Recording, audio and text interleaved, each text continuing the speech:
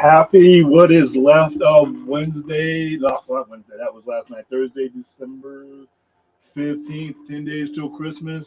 Let me put my mic down and test it again. By the way, Fade will be joining us here in a couple of minutes in case what happens last night happens to me again. Right as I was hitting my roll, the internet went out, and we've been having internet issues here in my part of town all this week. So things have been going off and resetting. And let me make sure that everything went back to where it wanted to be. Yep, condenser is on. So welcome to the Sci-Fi Center Live. This is our open mic show. Today is basically going to be pretty much me answering your questions. I think we covered ad nauseum all the topics that we the main topics. I mean, if you guys want to ask questions about those two, well, I'll answer them. But I don't have anything scheduled, and that's what open mic is. This one's taking place from my little office in the back of my little trailer partition of my garage. But tomorrow's show will take place at the Sci-Fi Center roughly around 6:30 p.m. unless we decide to go later. And then we have the overnight show, which, like I said, is a collection of all the news of the week, whether it be pop culture, whether it be comic movies, wrestling. I need to get back into wrestling a little bit more with Wrestle Kingdom coming back up. Tonight's show and every show for the next 2 or 3 weeks is brought to you by the folks at Blumhouse, who are releasing Megan in theaters on January 6th. Gemma, a brilliant roboticist at a toy company, uses artificial intelligence to develop Megan, short for Model 3 Generative Android. A lifelike doll programmed to be a child's greatest companion and a parent's greatest ally. After unexpectedly gaining custody of her recently orphaned niece, Katie, when the child's parents died in a car accident, Gemma enlists the help of Megan prototype, a decision that has horrific consequences when she becomes self-aware and overprotective of Katie, leading her to kill everyone in her way. Wow. Violence in the description. You know I'm there. I'm not as big on the creepy dolls, but like I said, these days, at this point in my life, all I really want to see is killing. Sorry. No, that sounds sick. All right, so let's get started. Let's say hi to the chat. And starting with Jay's Needs. How you doing? Jay, how you doing? It's a long time no see. I am doing fine. Like I said, I can't complain. Put everything in perspective, and this is all just fun for me. Jacob McKenzie, hello. Have you talked to Enosh recently? Yeah, I just talked to him a couple of days ago. I hope he doesn't leave. I hope you are having. I don't think Enosh is leaving. Enosh is busy. Keep in mind, guys, Enosh is a pastor, and it's Christmas. A lot of stuff is going on. He already had a lot of stuff going on to begin with, but he does a lot with the church, and this is a time of year. This is a very religious time of year for a lot of people, especially if you're running a church. So he's around. I mean, he does stream every now and then. But like I said, a lot of the stuff that's been going on this week, I mean, for somebody who's been connected to a lot of these things, it's kind of deflating, and it's not really fun sometimes to be around the news when you have things being handled the way they are sometimes, and like I said, it kind of just robs you of your enthusiasm, which is one of my concerns for this move. But I've already pretty much laid out my case. I do not hate James Gunn. I do not want him fired, and ultimately, I think he's headed in a place where he was going to end up going anyway, and I had already supported that. But sometimes the process of getting to a certain place can undermine and damage the ultimate outcome. I don't think he has 3 years to 5 years. I don't believe in the corporate structure of Warner Brothers Discovery, depending on how things go. Like if the company's been sold several times and it's been devalued each time. The only way that would make me believe that he has all the time a lot of people think he has is if somebody came out and locked him into a contract that states that no matter who owns the company, this is the guy that handles these set of films, period. And if somebody came out and said that that's there, then that's fine. Because that means if he releases a Superman movie and it only makes $400 million, but it's a great movie going forward, then we're not going to have corporate chills pulling the rug out from under him. Because whenever you commit to a reboot, it is a long, arduous process. Most of them fail. So I don't want to go through this marathon again with I get caught up in this cool ass Superman movie. I get caught up in whatever he got going, but it doesn't make a lot of money on the front end yet because we're building something. But shareholders decide, you know what, it's not the return we wanted. Financiers are like, nope, that's not enough. And then you have the critics, and then you have the fanboys, and you have everybody else. And eventually, no matter how good it sounds on YouTube, that can collapse a plan. And add to that, you're doing the least probable course of success, which is a reboot. So I don't, a lot of us who have been around since 2013, we're hearing and seeing a lot of those familiar things. So, like I said, if somebody were to come out and said, you know what, this is a guy locked in, not because they're only on a 3-year contract. And by the time they get this going, their contracts will pretty much be up. He could decide he doesn't want to do it anymore. Zaslav could be replaced or resign or retire. He's 69 years old, 68 years old, I think, something like that. Warner Brothers, I don't think this could happen, but it could get bought again. If Warner Brothers go through one more devaluation, hell, me and some of the people in the Poindexter Lounge might be able to pull together our quarters and buy it by that time. So you're on thin ice from minute one. So a lot of people, like Enosh, like myself, who've been part of this for a very long time, are not necessarily wary of James Gunn. We're wary of this decision to take this route. You could have a diamond, but if it's covered in shit, nobody ever sees the diamond. And that's my concern here, So like I said, but you know what? It's a wait and see thing. It's a wait and see thing. So I think a lot of us that have been part of this situation for a long time are deflated, and really are not online a lot because, to be honest with you, you feel that your time has been wasted. It's like that marathon analogy. I told you, when you run that marathon, you get to the end and you're told that those miles mean nothing, and now you're being asked to take another couple of laps around the track, and it's not automatic for people. So I can understand that. All right, I'm sure Enos is doing fine. Yeah, he just needs a break. And yeah, he does have real life. So he's a teacher, he's a pastor, he's got all kinds of stuff going on. How you doing, Alabaster? Or Alaster, I'm sorry. I'm adding a B to your name. Hey, Vince, I got your picture of you got your Top Gun Blu-ray. Enjoy that. I haven't even got mine yet, so you got yours before I got mine, which sucks.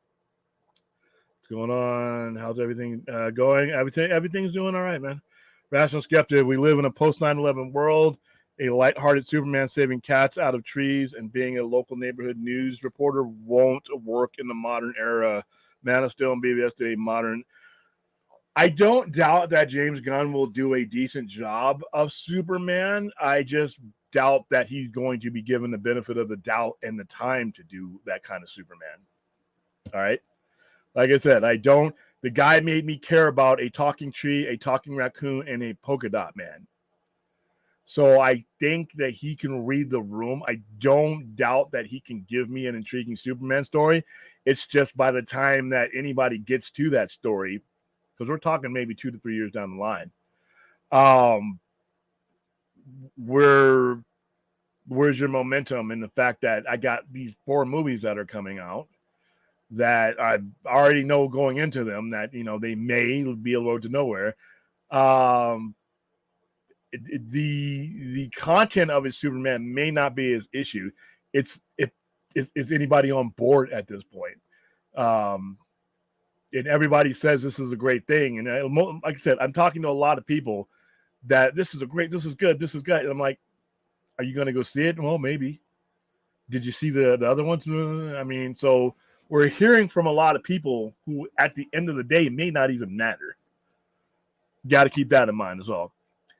So I don't, like I said, I think I don't think he's going to give us a soft and cuddly, goofy Superman. But by the way, guys, as much as I love Christopher Reeve's Superman, some of you guys need to get a calendar or get 2 calendars. Get the 1978 calendar so that let you know where that Superman falls, 1978 to 1980, whatever. And then you need to get a 2023 calendar to let you know where you're at. You cannot give us, your childhood or my childhood Superman and force that on to 2023. You're going to get laughed at. All right. They tried the nostalgia game. It didn't. It wasn't good. All right. Brandon Routh could have been a good Superman, but he was in a horrible story because we can't let go of 1978, 1980, 1980, whatever Superman. All right. It is Superman was Christopher Reeve Superman was a great Superman. He was my childhood Superman. I'm not a child anymore. All right. And neither are the generations that you're going to sell this new Superman to. So be careful with the nostalgia stuff. So yeah, I agree there, but I also think that he's going to be fine with that. All right, James Gunn, Young Superman reboot is going backwards with the character, not forwards. They've already done a young, lighthearted Superman to death, and they've already. I mean, like I said, I'm not going to jump too hard on the script because I haven't seen the script and I don't know what his concept's going to be. But I'm not like thrilled at this point to be going back when I never finished where I'm at to begin with. See, that's the biggest thing I keep coming back to. I don't doubt his plan. I don't doubt his ability to do this. The whole reason why reboots fail is because they start out with immediately.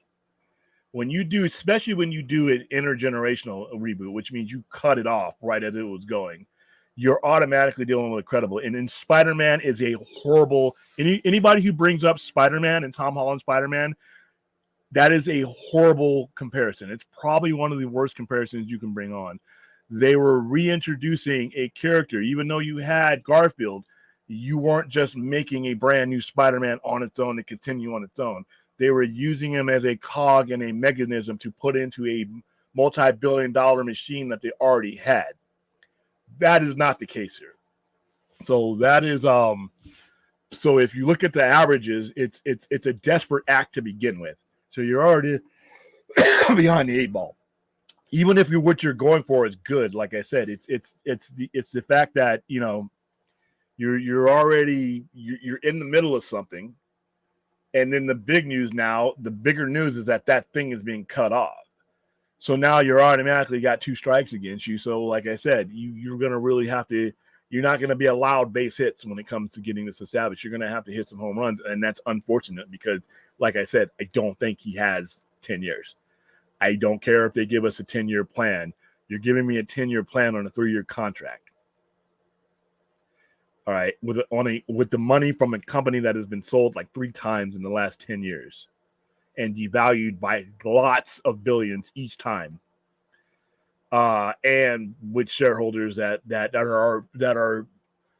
have their stocks tied into a company that is $46 billion in debt. Things can change on a heartbeat.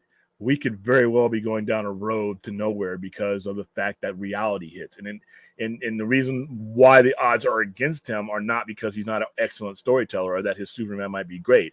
There are things outside of the storytelling apparatus that could doom all this. That's why whenever I hear people say, well, you just make a great movie and everything is going to be okay. Get the fuck out of here with that. All right. All right. If that it was, dude, so many of my movies would have had sequel upon sequel if that were true. So many of my directors that I thought directed great movies would be, given the keys to even bigger movies if that shit was true. It's not true. All right. It's part of it, but there are circumstances that surround everything about this whole situation that could pull the rug from under him, and none of them would have anything to do with him. He could put out a top-notch Superman movie. If it pulls $400, $500, $600 million and they're expecting $900 million and up, you might have a problem. We will have the same problem. So that's why I say, if you're going to do this, you need to lock James Gunn up in a contract that states that this, regardless, this is what we're going to do. And we're going to give this guy years and years to do. Then, even though I'm kind of like, disturbed of how it came about, at least I know if I'm going to put on my shoes again and do this other marathon, it's actually going to go somewhere. That's what I would like to see. Hunter Iggy, it's just weird seeing my first and last name up on the thing. It's just weird. What are your thoughts on the Zack Snyder burst fans not going to be? That's unfortunate. Coming from this Zack Snyder fan, I think that's unfortunate. But I understand. I would tell them to give this a chance. The people that they're angry about, for the most part, they're fired. We're not here because James Gunn fucked up. We're here because the previous two regimes fucked up. All right. But I understand. As somebody who's been there since day one, I understand. I understand your apprehension. I understand you not wanting to give this a shot. Everybody's got to make an individual decision on how they want to spend their time, especially if you've been on board and you basically, if this ends without any type of credible resolution, what it looks like it may, you basically were left holding an empty bag. It's a hard ask to ask those particular people to get excited about anything when this thing that they were currently on has been mutilated, screwed up, twisted, mismanaged, and now cut off. All these other people can say, well, you should just watch it because it's going to be good, and that. I can understand them saying, go fuck yourself, politely. All right. I get all these outside people who, want all this other stuff, but at the same time, it's a credibility issue. All right, it's credibility. You're saying for people to have patience and everything when the only evidence that they've had from any time or money that they've invested has been this thing. And how this thing is ending is going to leave a bad taste in people's mouths. And it's, and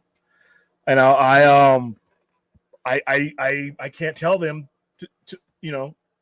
to support it or support it no matter what, because they have every reason in the world not to engage with this product. I hope they do,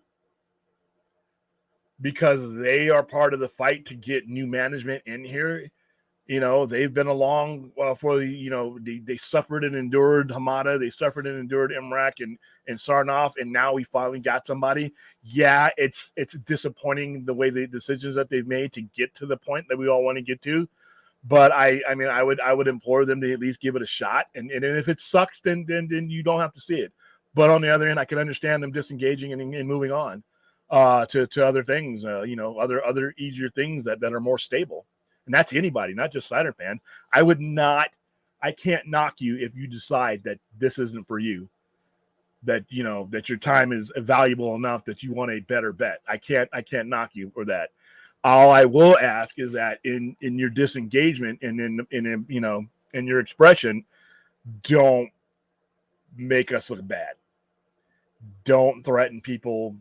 You don't need to call for the firing. I mean, the person that needed to be fired is gone. The people that need to be fired are gone. Don't use pedo and stupid jokes and calling James Gunn a pedo and all that. That's stupid. Don't engage with the people that are out there gloating. Like I said last night, you do not need those people in your life. Those people are on an evolutionary chain and like I said last night, they're not in a good spot on that chain. They're at the back of the line. Don't engage in those people. Those people are out there looking to capitalize on your grief. Don't respond to them. It's not going to do you any good. It's not going to do them any good either. But if you need to take some time away, I understand. If you don't want to support this, I can completely understand. It's unfortunate, because I do think James Gunn is an excellent storyteller. I do think he has good vision. I do think he can pull this off. I have my misgivings, so I can't really tell a Snyder fan a fellow Snyder fan to jump in right now. There's just it's not a good enough. I can't make the case for a Snyder fan supporting this. I just can't. I can make a case for William Powell supporting this. I really can't make a case for anybody else to. Everybody else is going to have to come to their own conclusion, and I can't. I don't have an overwhelming reason for you to. Sorry, I can't do that. If you do, you do. But if you don't, I that's what I expect. I expect you not to engage in this, because given what you've been through. So, hey, Damien Bubba, how you doing, sir? All right. Burnout is a thing. After a while, it just doesn't matter and becomes too stressful. You have to walk away. The stress really needs to be taken out of it. We are still, talking about imaginary, gods and superheroes and stuff. So I think people need to take a step back. But the burnout of the process that's been DC is a real thing. The damage to trust and brand loyalty that's been done to DC and its fans is a real thing. I know a lot of people in punditry and everything else are dismissing that as if it's nothing, but I think they do that at their own peril. But the walking away part, I've talked to a lot of people who are planning just to walk away. Not saying that they'll never engage again, but it's just been a waste of time for them. At your time, you emotionally invested and financially invested in these characters for nearly a decade, and you don't have anything to show for it. And you look at all these other franchises, hell, fuck, even in Fast and Furious, which most of those movies I think are fucking stupid. But if you invested the time and the money from beginning or any great point, in your life to invest into those movies, you're getting a payoff. All right. When they end the Fast and the Furious, you can walk away from that franchise and be like, wow, movies are fucking ridiculous and stupid. I mean, going out to space with duct tape. I mean, come on. But all these other franchises and all these other strings of movies, for the most part, if you invested the time and showed up to the movie theater, you were rewarded with a payoff. And we didn't get one. So I can't tell them not to walk away because I don't have a good enough reason for them to stick around right now. I've made the decision to basically check it out. Now, I went from being the fan and the wrestling pay-per-view in the front row with the sign. Now I'm at home. I'm going to watch it on pay-per-view. That's where I'm at now with my excitement level. I'm still keeping an eye out there. I'm still watching. I'm still, got my TV here while I'm working on my website, working on my store, and I'm listening and I'm seeing and I'm waiting, but I'm not there with my sign saying go, whatever, or rooting on. But I'm not at my ringside seats. I'm not in the building right now. I have no reason to be in the building right now. Will I come back to the building? Yeah, because this is a long process and it's going to take a long road to get to where he's wanting to go. But I got other things to do, and a lot of us have other things to do. The excitement, like I said, I went from being at the ready to pretty much dart out into whatever field you wanted me to me being on the couch wondering, hey, that's interesting. Let's see where this goes. And I think that is a big disadvantage to DC Studios to not have that pre-anticipation, to not have that energy going right out of the door. So, but like I said, this is a road they've chosen. We have to choose whether we want to follow it or not, or walk away, as you said. Resident Justice, I couldn't be more excited for the future of DCU. I'm glad they're rebooting and focusing on East Superman. Like I said, each person has to make their personal journey with it. I think, okay, so the one hand, I think he can do a brilliant job. I think he can put out a a breakneck movie, and I think once I do see it, I will enjoy it. What RJ's saying in here, this is not the majority, though. I don't think this is a majority because the brand hasn't just been damaged by people on YouTube and people on Twitter or for people on Twitter. The apathy has set in now. By the time we get this Superman out, you're going to have Marvel that's in their phase 6 or whatever. You're going to have all kinds of other things going on. You're going to have plenty of things going on. And the problem with not having Superman on the big screen for this amount of time in this generation, in 2022, 2023, 2024, is it's really hard to ramp up that relevancy, especially when you have cut things short the way you did. I think they got I think they got a long road. And like I said, unfortunately, unless there is a restructuring or an extension of his deal or whatever, I honestly am skeptical that he'll get the time to get any of this going. All right, that's just fact. No matter how much I may enjoy James Gunn's written, directed Superman movie, if it doesn't draw, reality is going to start setting in, and fanboy logic does not apply to corporate logic. Unfortunately, we found that out with the previous Warner Brothers regime. They don't have the patience that fanboys do. All right. Wall Street does not give a fuck about how any of us care about the future of DCU if it's not making money hand over fist. Is that fair? No. You know it, but it's true. And I think anybody that thinks that these guys have an infinite amount of time to carry this out, I think you're living in a cartoon fantasy world. All right. And you have hard reality and history to show you that. Well, this is a different group of Warner Brothers and all that. Money is still green. Shareholders still want their returns. Investors still want their returns.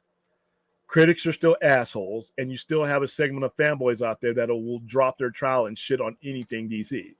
Those things haven't disappeared. So the names have changed, but the suspects may remain the same. Like I said, if Zaslav sees this and this is what he heartily believes in it, guarantee the 10 years.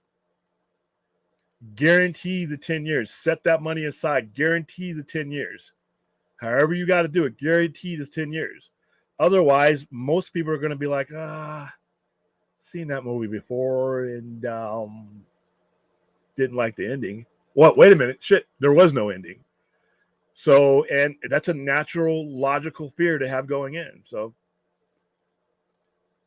Jason E. Rational Skeptic, that's exactly my fear and why I don't trust his take right now about Superman. I'm with you. I'm feeling it's a bad look. I will say this. How this has been handled has been fucking stupid.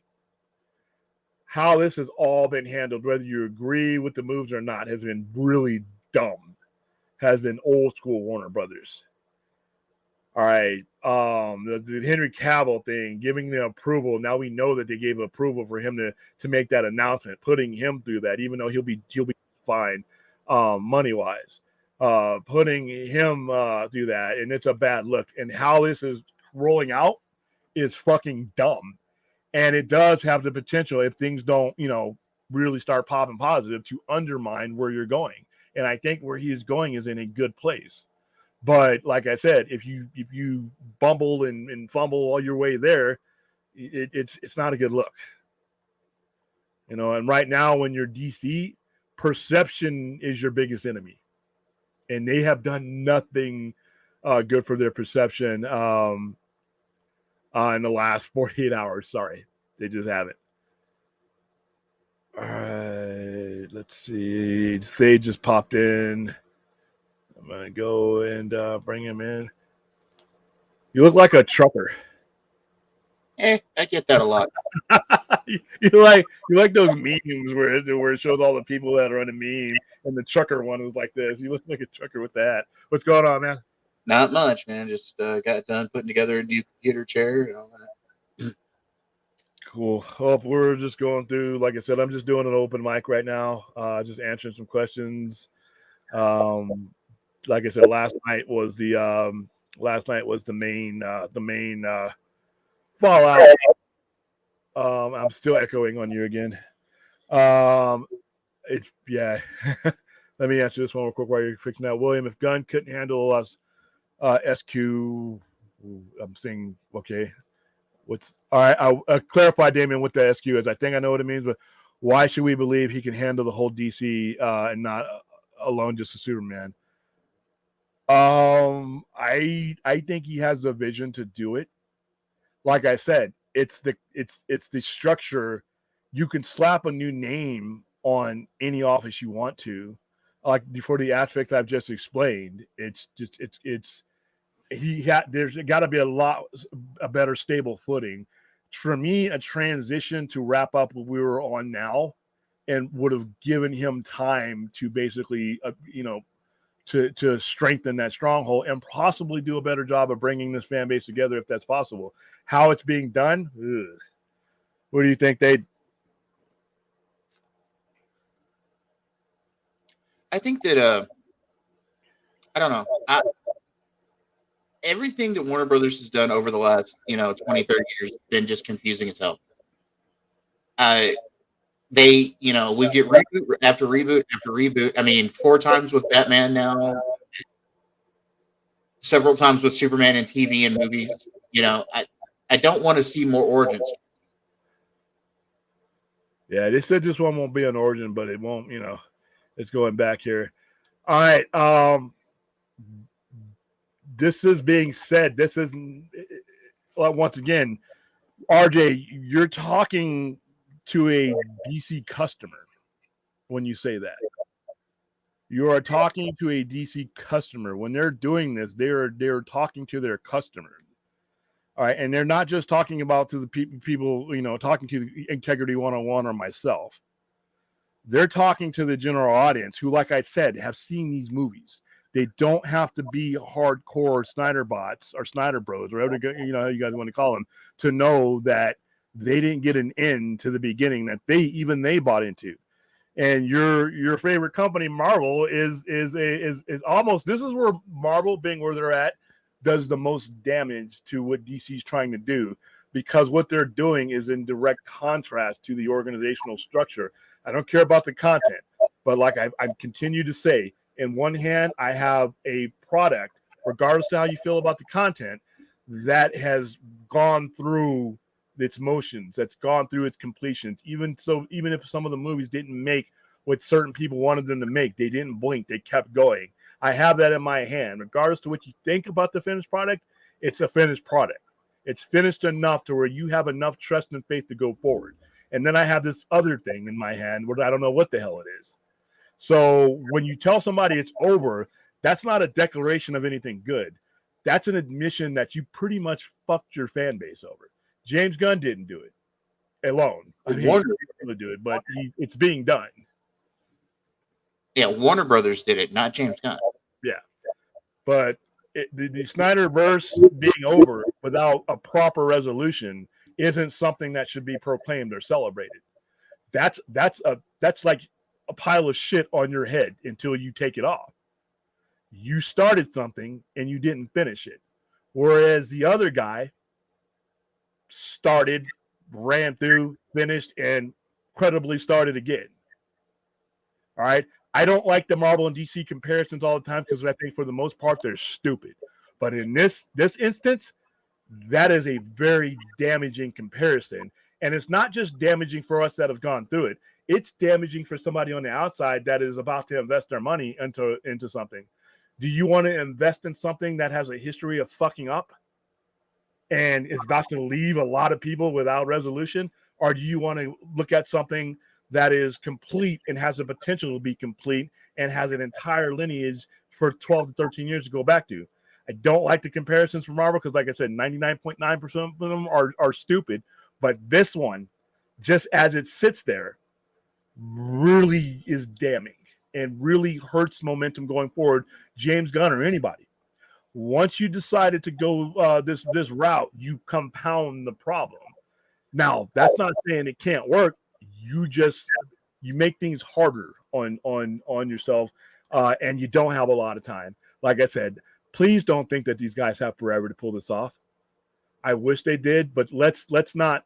Like I said, Santa Claus isn't real and the Easter Bunny is fake, and put right next to those fantasies that James Stafford have time. I just echoed. All right, nobody loved Donner. Yeah, like I said, the Donner films had their place. Hey, that dude Vince, Integrity 101, even the reboot fails, Snyderverse is dead. And I don't want this reboot to fail. But if what that dude Vince is saying, that means we have failure compounded on failure. Okay. Go ahead, Dave. I can hear you. Go ahead. Okay. No, I just think that, look, Fourth said it in the chat just a little bit ago. I was running through the chat. It's another reboot. We seem to do this every decade. I mean, like, I want to have faith in Gunn. I do. I've liked some of his other movies. but it's too little too late to me. I try to have faith in DC, and I don't, because of Warner. Warner has dreadfully mismanaged DC properties for 30 years. You know, we had, 3 different Batmans in the 90s. Well, 3 different actors playing Batman in the 90s. Then we had the Christian Bale movies. Then we had, now we've had Ben Affleck for a few years. And then we had, well, not even a few years, 2 movies? And then we have now Pattinson. That's 4 times, 4 different versions of Batman.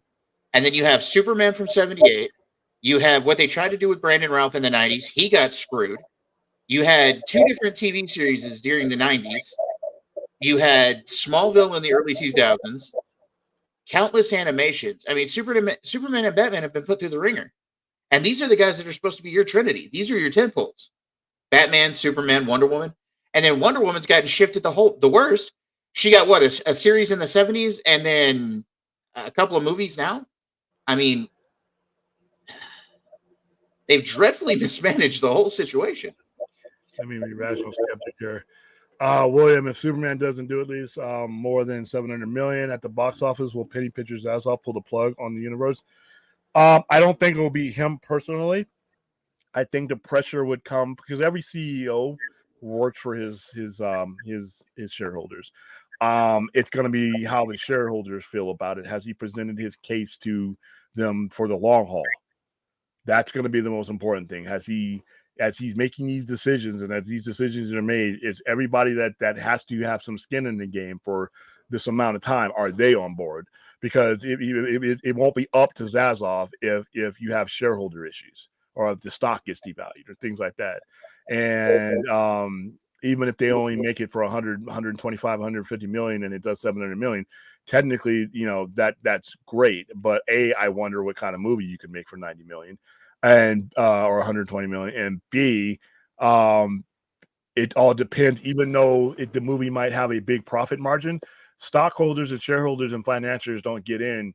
They're not going to care about wow, we made this movie for cheaper. Woohoo! No, they're gonna want a certain amount of money. Period. They have their number in their head, and they're going to want that number. And even if 700 makes you 500 million in profit, you got to remember that the studio does not get all that. The movie theaters get some of that. If it's global, the global box office gets even bigger percentage of that. If you're making it on borrowed money, not only does that money have to be paid back, it gets paid back with interest. So there's 700 million, depending on what their expectations are or where they're at financially, by the time this movie comes out, it may be enough. And then it may not be. It depends on where Warner Brothers is at that time. So, yeah. But like I said, that's why I say if you're going to go with Gunn, you need to lock him up for the entire time that you're saying that this plan is going to be laid out, because we don't know how sketchy and how panicky they'll be with a $700 million price tag or a reboot. I mean, it took the Batman a long time to get officially greenlit once it wrapped up at 770. So it all depends. Resident Justice, what's the point of going backwards? Really, like I said, maybe for a kid, maybe for somebody RJ's age, maybe, but because like I said, it may not have been 9 years of his time, but it's been 9 years of our time. Who the fuck wants to go into their 50s and 60s reboot and shit? Not me. I had a friend tell me today even. He asked me about the Henry Cavill thing. Was it true? And I said yes. And then he was like, well, what's their plan now? And I said, well, the story is that it's going to be going back to him in the early days of being Superman again. He was like, why? We've had that. Everybody's wanting to see Superman at a point where he's beating cosmic threats. We're tired of Superman when he's just starting out again. You know what I'm saying? Yeah. Like I'm watching Smallville. I'm watching Smallville right now, and I love Smallville. But there's a purpose for that show. It's been done before. This watching Clark Kent get hired by the Daily Planet, it's been done before. Give me a Superman that 15 years into his work as Superman that's already faced a couple of major villains, that's already been out there and in the world. You know what I'm saying? Don't give me a starting out again. Let me answer this real quick. The reboot isn't going to fail. Okay. We don't know that, RJ. We do not know if it's going to fail or not. Hold on for a second. Go ahead and mute it right quick, the reboot isn't going to fail, and if you want it to fail, you're asking for DC to fail. They screwed. If this doesn't work, we may never get I'm not asking for anything like that. I'm just understanding the reality of profit and loss, businesses, and faith in product. I don't want James Gunn to fail. I've wished and hoped for the last 5 to 7 years that we would get somebody with the vision to be able to pull something off, regardless of whether it's what I would like exactly or not. But the reality of the situation is that there are a lot of factors in order for you to say the reboot isn't going to fail. You're dismissing a lot of factors, many of which are not under the control of James Gunn or the quality of his movie. All right. You brought up the budget being under control. You got to understand there's a heavy, huge greed factor involved. They didn't come to make some money. They came to make all the money. So I do not wish James Gunn to fail. I think that there is a good probability that he could, but there's also a good probability that he could pull this through. A lot of it is going to depend on how they wrap up these movies. And if anybody, by the time that you get to this movie, cares about what's going on in DC. And that's the one thing I keep saying it over and over and over again. Momentum is money. So a lot of it is going to be dictated about how we wrap up these last movies. Is anybody caring about these last movies? I mean, a lot of people have not been given reason to go see these. These next 4 movies for me are all HBO Max. I'm going to be watching them on the same computer that I'm doing this show on for the most part. And where are we at with Warner Brothers financially by the time these movies come out? I mean, if we have people that are stockholders and shareholders and upper execs that have reasonable expectations, maybe you're right. Maybe they'll give him some time if these movies don't do Marvel money. But the reality is, I don't know if you own stocks or if anybody who's ever purchased stocks, bought stocks, been involved in dividends, been involved in 401ks, been involved in investing in anything. You're on a different clock than a fanboy. So it's not me wishing anything to fail. I think there's a high probability that it could, but you know what? That doesn't mean you don't try something. I just think he could have increased his probabilities by credibly handling what he walked into, but he chose not to. And now the consequences could, who knows? But nobody's wishing for DC to fail. I agree. I understand the people who are upset and will decide to walk away with it. I understand the anger with them wanting it to fail because basically they've been screwed. Why should they? And I'm not condoning this or saying this is the right course of mind. But I mean, how am I going to tell somebody who's kind of been fucked over that they should give a shit about this product? I can tell them, I just said it in this very stream, that I think you should give it a chance. I think it could be a good thing. And I don't think DC, you're right. I don't think DC is going to get another swipe out of it. This is why I think the way they're ramping up to this is really peculiar. I wouldn't, like I said, I was hoping that they would give themselves a better shot at a new universe than what they're giving themselves with the way that they're doing things. It could still work out, but I'm not wishing. I don't think people are wishing. They're just kind of pissed off. Like I said, these people that you're talking to and about are their paying customer. These aren't just random clowns sitting on the internet. These are people who bought in. They didn't do anything. All they did was buy in. You put out a product, they bought in, and you fucked them. Now those same people are being told because they're not all rah that they're this or that. And nah, it's human nature. People are human. When you fuck people and you waste their time, it just might be a little bit harder for you to ask again. Time may heal. In the 2 years that this is going to take to get this going, time might heal everything. He may start laying out trailers and dropping tweets and getting us excited on Friday for all I know. Go ahead. Echo again, or do you still hear the echo or not? Let me try saying something. No, I do not hear it. Okay, discover the problem. Okay, I think I saw what you did there. But yeah, like I said, I like James Gunn. I mean, I've grown to like James Gunn. I personally made the decision, like I said, from afar, I'm going to creep closer and closer, to what you're doing as it's going on. But I'm just not super excited at the moment. Sorry, but that doesn't mean people are wanting. Maybe there are some people wanting to fail RJ, and that's not good. But I understand. I mean, like I said, especially if they're my age and they invested all this time in it, they just got fucked. What do you expect them? How do you expect them to feel? Rightly or wrongly, how do you expect people to feel how this has been handled?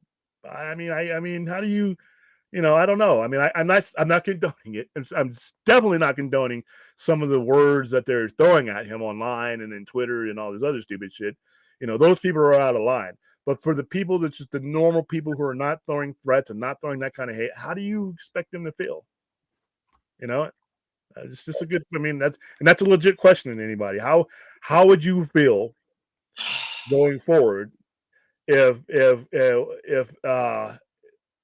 this had been happening to you for this amount of time, and then you were patient and waited, for something to be resolved that should have probably been resolved 7-8 years ago.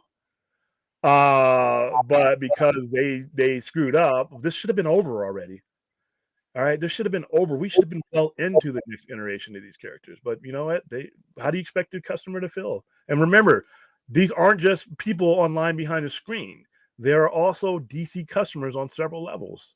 Don't forget that, All right, Superman National. It's some of the worst leadership I've ever seen. Yeah, I mean, I can't even argue against like I said, once again, just like RJ is saying that it'll definitely succeed, I have no reason to believe 100% that it will definitely fail. I'm somewhere in the middle with leaning towards maybe not going as well. I'm 51-49. But like I said, he can change that. Now that he's made this decision, he can change that. So I'm still echoing. I don't see why you're echoing again. I don't either. It's one of those damn mysteries. All right, let's see. Damian Bobo. We should have kept Zack. You know what?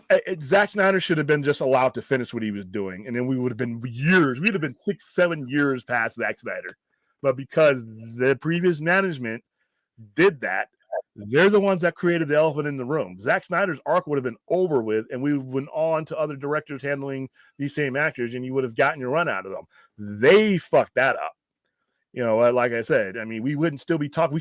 There should have been no Zack Snyder's Justice League to talk about in 2021. There should have been no release the Snyder Cut movement, because there shouldn't have been that kind of mismanagement and that kind of spineless activity that even caused that.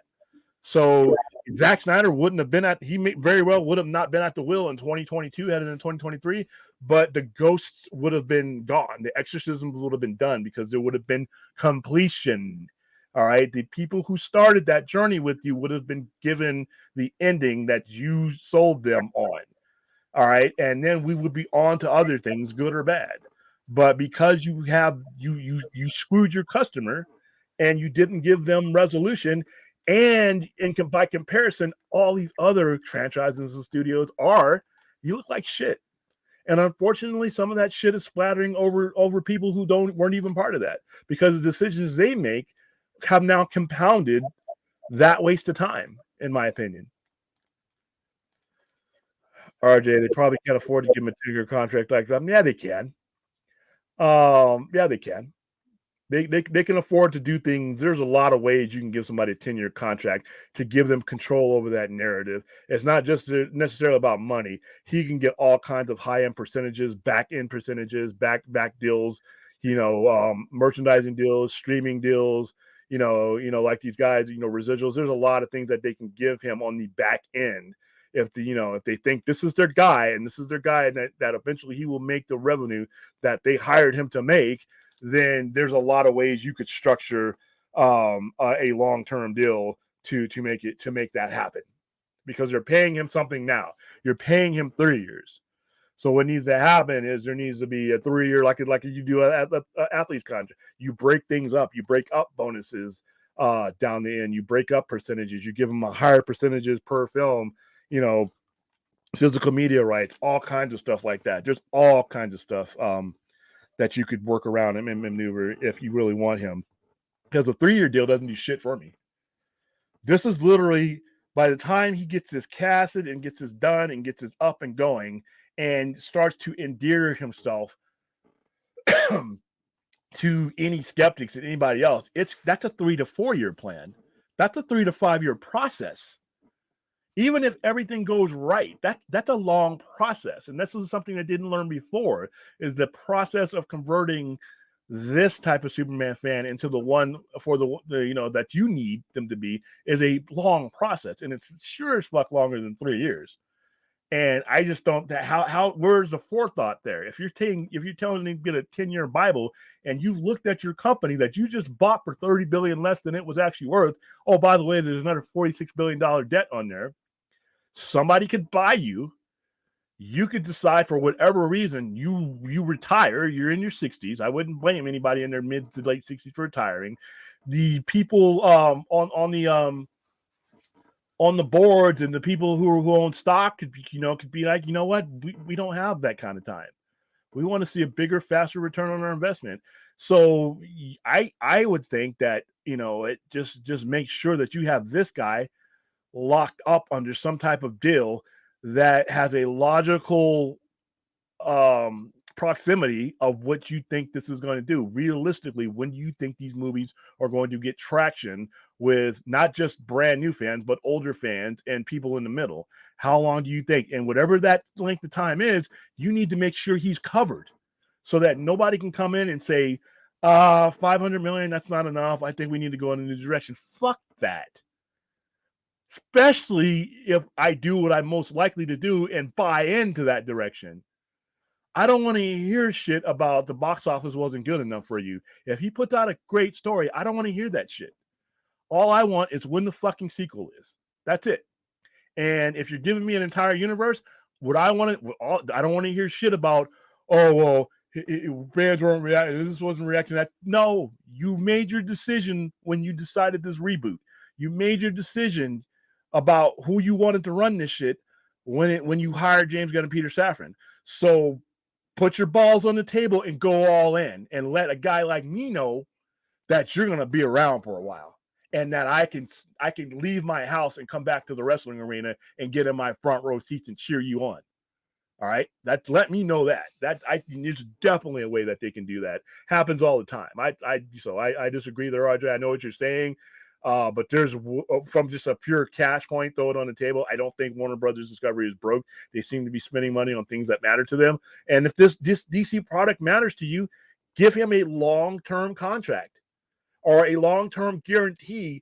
And you tell the fans that, hey, that shit that happened with all these other studios and all that, no, we're all in. And we're not just all in saying, well, in theory, we have a 10-year plan. And, because when a 10-year plan with a guy on a 3-year contract, that's a 3-year plan to me. That sounds like a 3-year plan with a 7-year option that may never happen. Go ahead, Dave. I've talked too much. Go ahead and unmute yourself. Sorry. I'll mute myself while you're talking, so there's no echo. All right. I don't know. I think that the problem here is that they've lost at least the fans, at least part of the fans at this point. There's not been consistency with the storylines from DC. You've got different Batmans. You've got different, storylines with Batman. You've got different ways they've done Superman. There's not been anything cohesive except for in these little one-off things. Like, I mean, if you want to try to run a cinematic universe, building it with one-offs is okay at first, but you have to have some cohesiveness between those stories. And also another problem you're going to run into with Gunn is if he keeps like the people that were in if he keeps the actors and actresses that were in Suicide Squad and Peacemaker and stuff like that, but then hard reboots everything else, that's going to look like favoritism and nepotism on his part.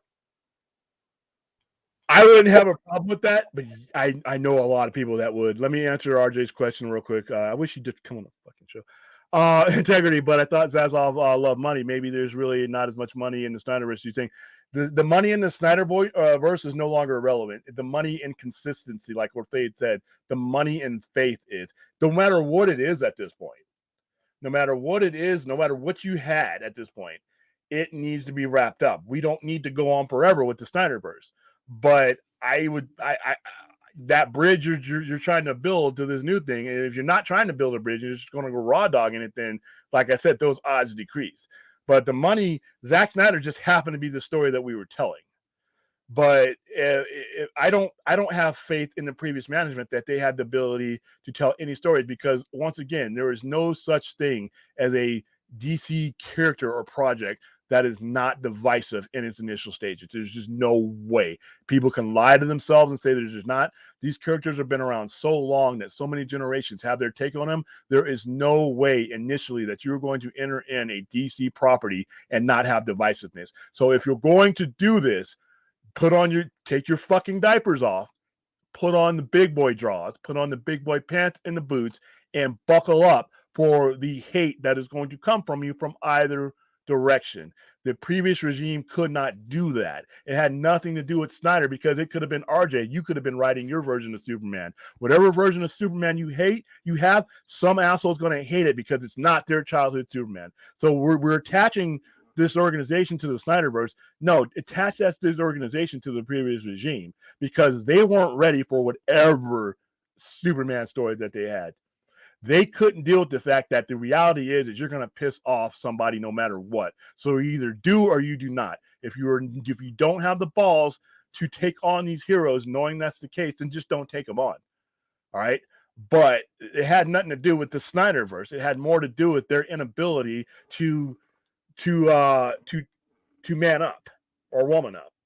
It didn't matter who wrote that story. Thade could have wrote Justice League. I could have wrote BBS. I could have wrote Man of Steel, and it could have been the best Man of Steel movie I could make. You are always going to have a percentage of people who will never embrace that immediately.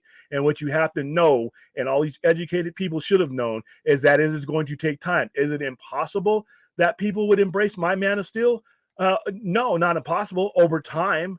And by the time we get through a set of movies, I think if I'm continuing along my path and I don't blink, I will win those people over. But no matter who did that Superman, there was always going to be people on the other side that shit in their diapers. You needed to be ready for that, and you needed to be ready to push through that. And they weren't. Has nothing to do with Snyder, in my opinion. Go ahead, Thade. Unmute. Okay, so I just want to address a couple of things people have said in the chat. That's the problem, Saggy. Superman and Batman have always been rebooted. There's not been consistent. The only thing that's been consistent is the reboots. Plain and simple. And to RJ, something you said earlier, no, actually, it's not just the Snyder people that are upset about this. I'm not really a Snyder guy, and I'm not happy about another reboot. It's you're running into a lot of general people that are going, oh, they're doing it again. I mean, anybody who's paid attention is saying, oh, they're doing it again. It's just, again, one more thing. I've heard this from multiple people today, yesterday. I've heard people talking about they've lost faith in DC. I mean, it is a now problem, but it's also a problem over time. Reboots are weakness. Okay, reboots, resequels, whatever. It's weakness. And if Warner knew what the hell they were doing with DC, they would kept things. They would. Okay, so here's the real difference. Okay, the DC animated universe has held more consistency since the 90s than the live action ever has. Most of those movies are connected. Most of those movies have flowed perfectly for 30 years. Why can't they do that with live action? Saggy's here. I wonder if this stream's going to get X-rated. No, I'm just kidding. Hi, Saggy. Thank you for finally coming to my neck of the woods. You know, by the way, guys, and RJ, you've been here. You've been in Vegas. You were here for one of the screenings that I've done. I've done a lot of these screenings. For the most part, we fill our screenings with we fill our screenings with people who are not the hardcore fans, because we need the information from the majority of the people. That the one that we went to with No Way Home, that was something special for the most part. We did have a lot of comic book fans for that particular one, but for Doctor Strange Multiverse of Madness, I made sure to put in people other than a couple people that were dressed up. The majority of the people, when we do these comic book movies, we make it a point that we do not hand these seats out to people that are comic book fans, or that are in the bubble of the internet, that are Snyderverse or anything like that. It does me no good to do that, because the companies that we represent and the companies that we send this data to don't want to know that kind of info from the people that are already won over. They want to know about the other 97%. So when I tell you that the kind of feedback that I'm getting from these things over the years, it's not from the internet.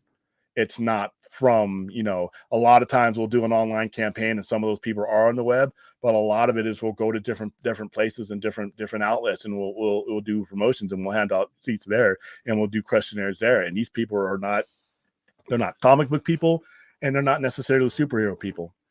And then you run into the ones that are superhero people, but they're not internet people. They're not in any particular fashion. They're not in any particular group. Those are the people I'm talking to. Those are the people I'm getting input from. Not people on the internet, not necessarily people like I do this show, but when it comes to actual data, hard data that we have to send up to intermediates and send up to companies, that's real people that are not part of cults, not part of any faction, not really online that much. Some of them are familiar with the IPs to a certain point. Some of them have seen these movies, but they don't go home and jump on Twitter or on the internet to bear out their fandom. So these are the people I'm talking to. And like I said, I'm speaking when I tell you the people, what I'm responding, it's not online stuff. It's actual people that, normal average Joes. And they do know a lot more than a lot of people give them credit for, even if they're not sitting behind a screen all day. So I just wanted to make sure a lot of people don't know. Once again, here's Saggy Integrity. I love your passion. I don't think there's any recovering this point, and that's sad. And like I said, that's a detriment to the customer. To me, right here, the way they're handling this is not good. Forget about what we're talking about. Forget about comic book character, comic book movies, anything like that. Let's talk retailer to customer. How this has been handled in its initial stages would get me fired from my job in any other walk of life. How the customer has been treated before that for the past 5 years would not only get me fired from any high-end job I had, it might make it so that that person who fired me might make a call somewhere and be like, "Don't hire that guy. He doesn't value the long-term investment of your customer." Whenever you try to switch and go different directions, you need to have respect for the money that's been spent. Those people are part of your legacy, whether you agree with them or not. That is still your customer. It's one thing for a YouTuber to try to tell somebody to move on or this or that. That kind of means nothing. But when you are the business, when you are the retailer, and movies are a retail industry, and you have a customer in the room, you do everything you can to make sure that guy's bringing his kids to you. And that's not what's happening right now. And that's damn sure hasn't been happening in the last 5 years. So like I said, when you guys bring up these names and bring up these people in chats and bring, people that you meet in other streams and everything else, remember, YouTuber to YouTuber, chatter to chatter, that doesn't pay any bills. Retailer to customer does. And the retailer to customer, a relationship that Warner Brothers has had and in some ways continues to have, it needs to be fixed, or it's not going to matter how good these movies are. All right. It's like Walmart.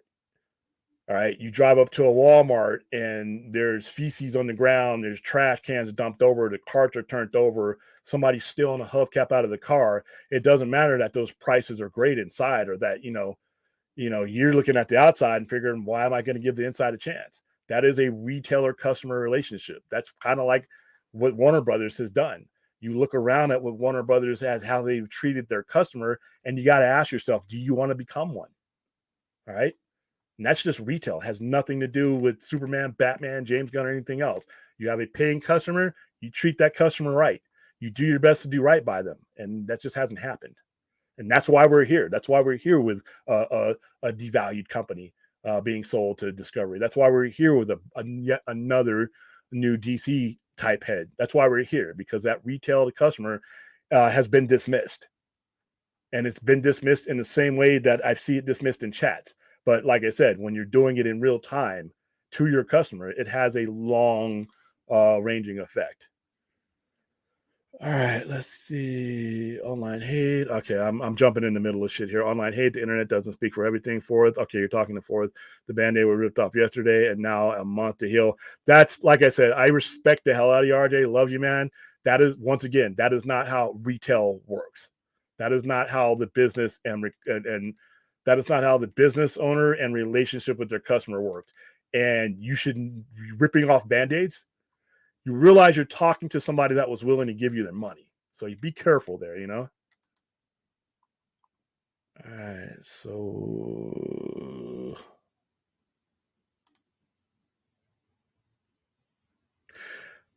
integrity. I already said many times the best way to get what you want is to stop giving your money. And then ultimately, like I said at the beginning of the stream, that is a personal decision. I haven't reached that decision yet. I have not reached that decision yet. And I hope that doesn't happen. But if it does, can I blame anybody? As much as I want to hold this together so that we can all have fun with DC again whenever this shit comes out, I can't blame a customer for walking away. I don't have a case to make them. As much as I would want them to be sitting there right next to me when we eventually start having this fun, I don't have a case to make for any of them to come back yet. Hopefully James Gunn will give us all some ammo. But right now on December 16th, 12:53 a.m., I don't have a case to make for you to blindly come back given how what's happened to you. I wish I did, but I don't. All right. Some hardcore people like myself will, Zaggy. The general audience, it's gonna take some work. The general audience just has too many things on their plate.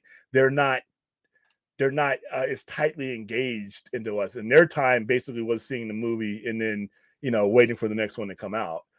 It's a lot easier for the general audience to just think, you know what, what's this over here? Wow, this looks cool. Wow, there's a whole bunch of this, and there's a beginning, a middle, and an end of this. There's just too many things on the menu. I would like to say fans will always come back no matter what, but we've all seen in retail and movies otherwise where fans have not always come back. And like I said, I want them all to come back because I do think that he can give us a brilliant story. But once again, outside of a YouTube chat room and talking to another YouTuber, I don't have a retail case to tell them to come back. I really don't. And I sell shit for a living. It's my job to sell these things to you, and it's my job to get you excited and hyped for these things. And right now, I just don't have anything to sell you yet. All right, Rational. I'm not whiny. Somebody called you whiny. Hey guys, listen, dude. I don't think anybody's calling anybody any names, but I think you guys have been part of our chats long enough to know that we try to keep it civil here. There are other ways to be uncivil, but we're on the chat. Everybody's here. Everybody's time is worth something. So when you have this discourse with each other in the chat, please try to keep it civil. All right. Oh, me, Nicolas Cage being Superman. Oh my goodness. I try to unthink that. If that happens, William, then DC is truly dead and doomed. So let's hope people show up and get excited. This can't afford quietly live. I agree. And I wish they'd have taken the steps to make sure that they were on solid ground before they decided to do this. I hope that there's something I'm not seeing, that they do strengthen the ground that they are standing on before they try to jump to a higher plateau. But I don't see it at this point. All right. And we know how, at least I understand how the corporate mentality works, how there's not an infinite amount of patience for things. People can say shit, but when it comes to doing shit, it's different. People can get up on a podium and say, this is our guy. He's going to be here for 10 years and we're going to go roll with him like that until, stockholder number 125 up to 500 are like, that's all we got. All right. And those guys will never be on this YouTube show. They'll never be on Twitter. They're never on YouTube. Right. They're going to speak to their accountants and their middlemen, the people that are handling their funds and their hedge funds and all this other stuff. That's how they talk. All right. And they, more so than Zaslav and Gunn, are the ones that are going to determine how this happens. And like I said, I would rather have something in place. And even if the company is sold, I want, if this is your guy, I want something ironclad.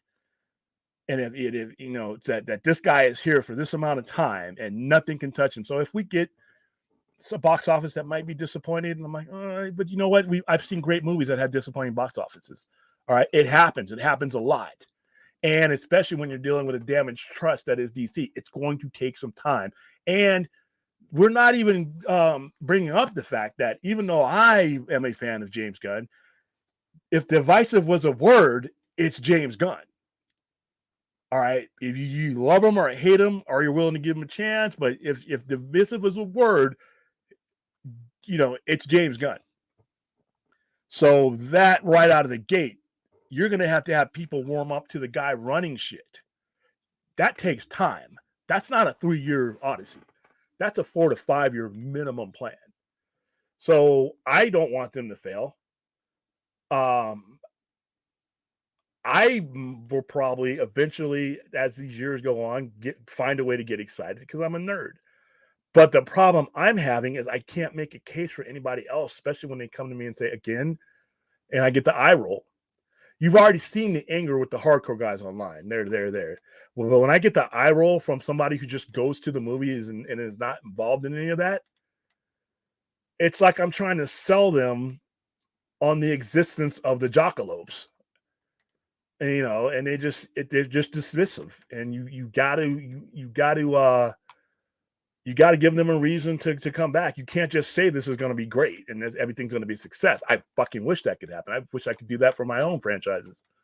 But it's a little bit more complex than that. And I think a lot of people are just dismissing those complexities.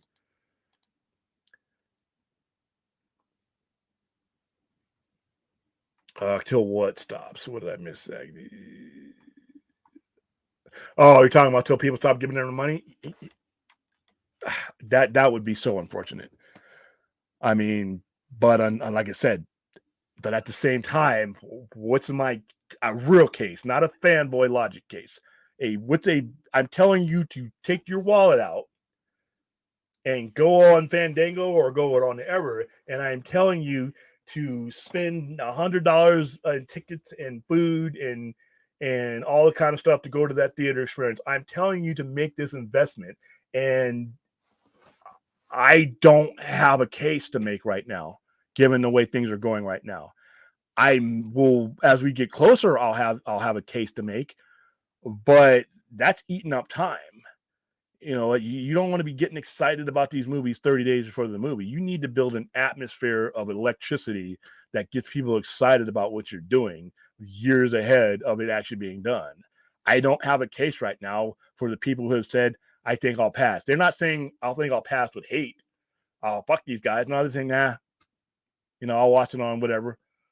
All right. I don't have a case to make for the guys who are hardcore fans who have invested even more time. I don't have a case. I don't have a right answer for you. I have nothing to tell you.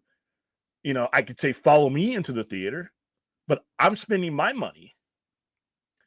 I mean, I can't make a good case for you to make that investment anymore right now.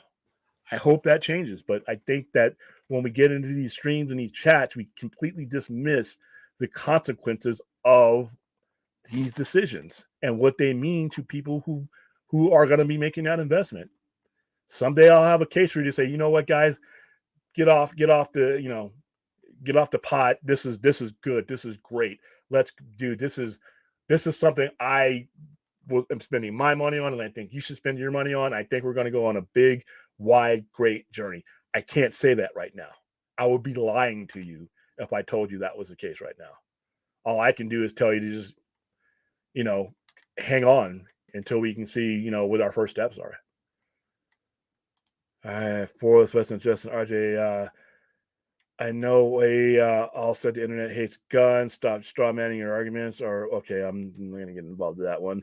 I don't think everybody hates Gunn, but there are a lot of people who have a sideways perception of his movies. I don't think it's fair. I think a storyteller is a storyteller, and I think he's proven that he can tell stories. But there are a lot of people that are apprehensive about James Gunn. It's just the reality of things. That's every director, but but when he's running the show now, it's a little bit different. All right, so I'm gonna try to get. All right, guys, please keep it civil in that chat. Fourth, Black Adam made them a ton of money. Henry would have stayed. No, and that's the sad part about this. Saggy, is they had made the studio had made their decision and given him permission to announce that, regardless to what Black Adam's box office was. James Gunn and Safran decided that they wanted to go into a different direction and tell their story from a different spot. And that's what I did, as you read these things going out. They had, if it wasn't for the fact that they hired James Gunn and committed to go into whatever direction that he was telling them to go in, they had already made the decision and given them approval. And that's why when Henry Cavill came back, it wasn't just on Henry Cavill's site. It was on DC Comics' site. It was on Warner Brothers Discovery site. It was on Warner Brothers Pictures site. It was, that announcement was made. They had made the decision, and it didn't have anything to do with Black Adam's box office. It had to do, and even James Gunn in his tweet, it had to do with the direction that he wanted to go in with Superman. So that's actually that's not really that true, because like I said, if you read what James Gunn said and you read what Henry Cavill said, you'll see that the decision-making process really didn't involve Black Adam's box office. So that's not correct, I guess. Wounds don't heal very easy after a Band-Aid is torn off. In fact, there's a change of infection, reputation. And like I said, I can't even refute that. I can't even refute it saying, did you get everything fixed, Aid?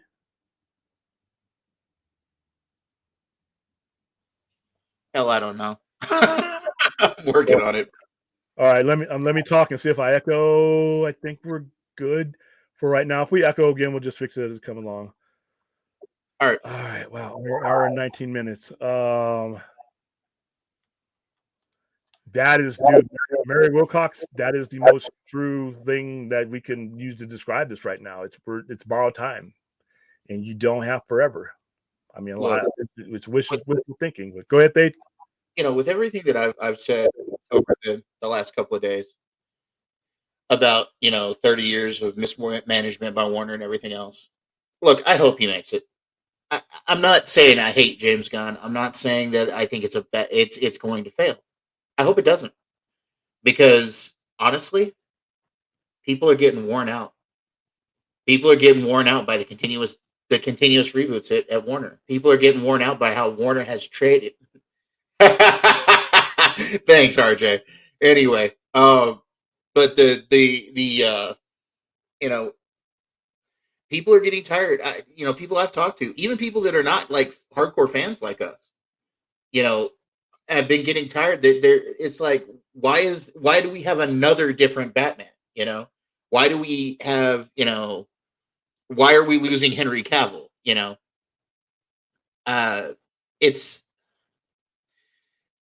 I'm not saying I'm going to boycott, because I think that's stupid. Boycotting is a moronic thing to do. But Gunn's going to have to impress me to bring me back.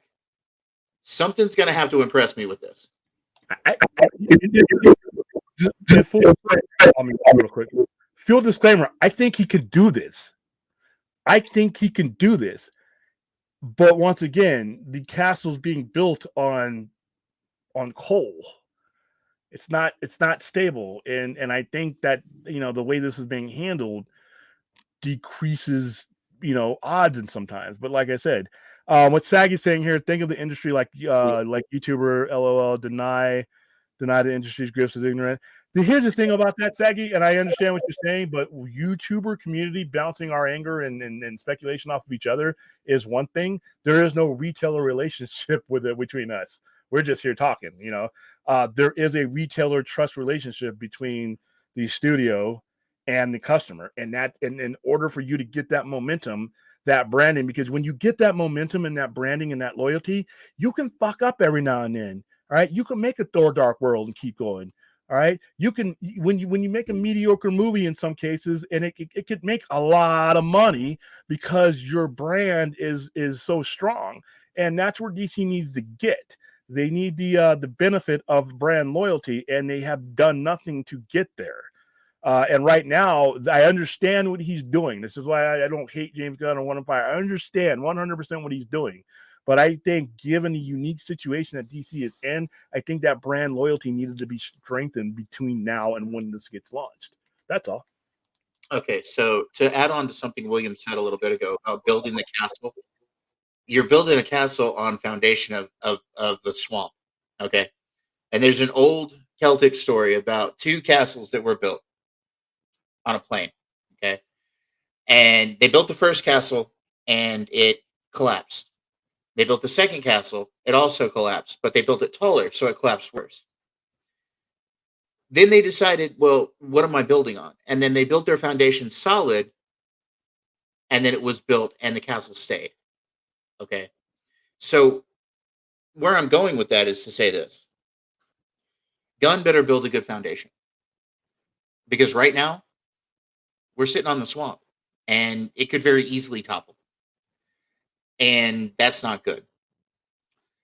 Also, I wanted to say to Vikram, I agree. I don't support nor do I boycott Gunn. I'll watch and wait. I'm indifferent. So that's where I am. The indifference thing is that's not a good tool to have in the shed. Indifference is the death of all things. All right, so I always hear this when it comes to Suicide Squad when it didn't make a lot of money, and some of these are true. The main thing that cost Suicide Squad a lot of money is that nobody knew who the hell these characters were. This movie I thought was good. I liked Suicide Squad, but once again, this is where the brand organization and the brand loyalty comes in. All these other reasons that they gave were not the primary reason. The primary reason is that you put out a superhero movie with throwaway superhero movies on the heels of nothing and leading into nothing. That's your biggest thing, because other movies you found a way to make more money during that time period. All right, you put out, and this is what the previous regime did that really, really did a lot of damage to their brand. They put out things that weren't the Trinity, and people just didn't bite. Right? People didn't bite. I mean, Harley Quinn was a marketable icon that made the air cut video, rock video looking thing. She was one of the main reasons why it made money. And we promoted the Suicide Squad. We were in on the Suicide Squad from beginning to end, and we gave away tons of stuff. I mean, you guys saw the pictures I put on Instagram. The problem with it is you were on a road to nowhere, and then up pops Suicide Squad. Watched it, enjoyed it, and then you went back on that road to nowhere. There was nothing, leading. There was nothing ramping you up to Suicide Squad that made it a meaningful movie that you could not watch at home. And like I said, even if you take day and date from Suicide Squad, I still think it underperforms. And I like the movie. All right, so I got Yeah, and I understand where people are getting that information from, but there's actually enough data now where they're saying that Gunn said, because they had approved it. They were Abdi. All these guys were going to go forward, but they hired him, and he made a decision contrary to that. So they made that decision regardless to Black Adams. And I always said that was any decision that they made was not going to have anything to do with Black Adams box office, because there were so many things that were interwoven in whatever numbers that you could squeeze out of Black Adam. Once again, another character that nobody knows, and coming off of the heels of nothing, leading into nothing. These hurt your movies. These hurt your movies when you're doing Black Adam and the Suicide Squad in the way that you did them and released them. At the same time, where's Superman? Where's the DCU Batman? You know what? Aquaman was released in 2018. It's damn near 2023. You know what? Where's the Green Lantern? It's just all this stuff. You rush to get out and push, and then remember what was on the slate for these guys: Wonder fucking Twins, Plastic Man, all this other stuff. That's why that hurt movies like Black Adam and the Suicide Squad, and probably Birds of Prey, even though it wasn't. That was released before the pandemic, and that didn't have a day and date excuse. COVID came right after that. Nobody was vacating the theaters. That movie didn't do that great because these are things that people just don't care about. You know what? So there you go. All right, regular people are going to get tired of the another Superman Batman. Yeah, and it's like I said, the audience that I engage with is not the online audience. It's not the YouTuber audience. These are just the average people that are willing to go see these movies. All right, I can show you. Like I said, I've sent you. I will post pictures. That's why I always post pictures of the people who go see. These aren't geeks. Some of them aren't even customers to the store at all. Most of them are not. You know, we blast these promotions out, and we ask. We keep in contact with these guys. We email them saying, "Hey, I got this coming up. What do you think? What is your excitement level for this?" And they'll tell you. Some of them were like, you know what? It's not even about getting a free ticket to this comic book movie. It's just where am I at with this universe? I've had so many casual people ask me questions like, where is this going? Where am I at? I'm lost track. Where's Superman? It's been, what about the last time you had me? I mean, they're not blaming me, but they're asking legitimate questions.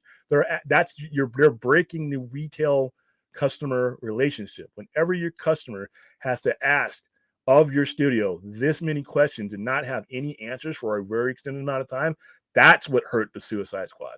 That's what hurt Black Adam. That's what hurt. That's what's going to hurt any of these movies coming out. Because even without this announcement, Shazam was going to struggle no matter what. Another no-name character that you're asking people to shell out money to see when they can see it in 45 days.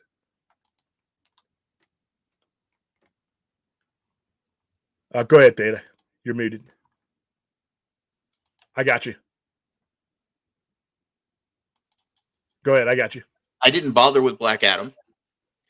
I'm gonna see it Friday. Tomorrow. It streams tomorrow, so I'm gonna watch it tomorrow. It's easier just for me to watch them at home. I don't see the point in going and paying $30 at the movie theater to shell out for drinks and all that when I got all that here. And there's really nothing that I want to see cinematically on the big screen. DC hasn't given me anything I want to see on the big screen. So the last thing I was man. All right. RJ, this is what I can tell you. These are my engagement and my partners throughout our West division that we all work with. This isn't true. But what the general audience was even left for the DCU to begin with. They abandoned the franchise. No, they didn't. They went out to see BVS. People have been buying BVS on all these physical medias. People have been watching. They didn't abandon anything. There was nothing for them to go to after BVS. All right. And just because it had a $70 million drop, it doesn't matter. The audience still went to see this movie in enough numbers at any given time for it to make that kind of money. That early within those two iterations of that character, the very first iteration of the Ben Affleck Batman. So they didn't abandon anything. They just weren't given anything real to go to. And within the 5 years that preceded it or followed it. You can't say that the general audience didn't engage. There was nothing for them to, and I get that question from them. All right. They're asking me what happened with this. When's the last time this? They're not asking me geek question. They're asking me that I saw these movies and I'm not even sure where they're at. There's confusion. They didn't abandon anything. when you don't give anybody anything, they move on. You know what? That's just basically what happened. Is the casual fan wasn't given any content or good, with the characters that they were started with. If you start me off with Superman and Batman and Wonder Woman, I don't give a fuck about Polka Dot Man, and I like Polka Dot Man. Right? If you start me off with Aquaman and Lex Luthor and all these characters, I don't give a fuck about Starro. All right. The casual fan got on the ride that you advertised and floated away when you cut that off and didn't give any reason to them because they weren't on the web and didn't give anything else. 5 years without Superman, if you came into this universe for Superman and a casual fan and you go 5 fucking years without him, you ain't gonna stick around. You're gonna find another dealer. The casual fan was mismanaged away. The casual fan didn't abandon anybody. The casual fan was mismanaged away, unfortunately. That's my opinion on it. I'm going to use the restroom. I've unmuted you. I'm going to use the restroom real quick and just answer some of the questions if you want. Yeah. Oh, I know, Fourth. I know you were teasing me. It's okay. No, look. Saying that a couple of guys I saw say something about that I'm part of the problem if I didn't go see the movie. I can assure you these studios and these movies can handle not getting my ticket. Okay? One person is not going to topple the story. And if it does, if one person topples the box office, then that movie wasn't worth the time it took to go see it. There's a lot of Marvel movies I haven't seen either, and guess what? They're doing okay. It doesn't matter one person's ticket. It doesn't matter 10,000 people's ticket. Okay. It matters when you don't have consistent work from the studio to cause people to want to be in the theater and want to see those movies and want to be there for every experience. That's where the problem lies. It lies with the studio, not the creatives. The people who make the decisions to get rid of the actors that people enjoy, that have barely had their chance to play those characters. You have some of these Marvel movies. These actors are, 6, 7, 8 different movies they've been in or been a part of or whatever. And Henry's been Superman in 3? Man of Steel, Batman versus Superman, Justice League, and then a couple of cameos. Come on, that's not a way to manage an actor. At the very least, his agent's not getting him good jobs, and at the most, the problem is the studio or the person in charge of the creativity at the studio. Laster. Which DC character would you like to see James make a movie of and even improve their character along with making the audience care for? I would love to see a new Green Lantern movie. That'd be great. I would like to see a consistent Superman series. I would like to see a consistent Batman series that isn't a different flavor of Batman every time. Yeah, right. We're supposed to appreciate Headless Superman. True. Yeah, that was piss people off. Let me get back in here. Let's see. Wow, I fucked up. Dude, I cannot get this show down to an hour. I'm clearly fucking this timing thing up. Well, part of that was my fault. I was 30 minutes late, so. Oh no, it was last night. It was the same way, dude. I told myself I was going to be on for 45 minutes. That shit didn't even scratch the surface. But I had so many people, and I had a lot of people in the chat last night and watching. I just didn't want to cut them short. I know a lot of I was there too near the end. I was there for 20 minutes. I did a show with Brodan last night. That's why I didn't show up early. Brodan, I still got to rob you, Brodan. Don't I haven't forgotten about you.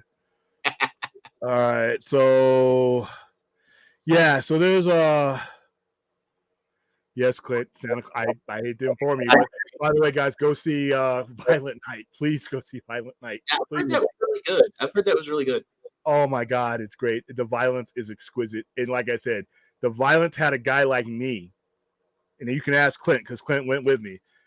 A guy like me who's seen thousands of hours of horror and thousands of dismemberments and death and all the destruction you could ever. I jumped out of my seat on certain things. I'm like, whoa.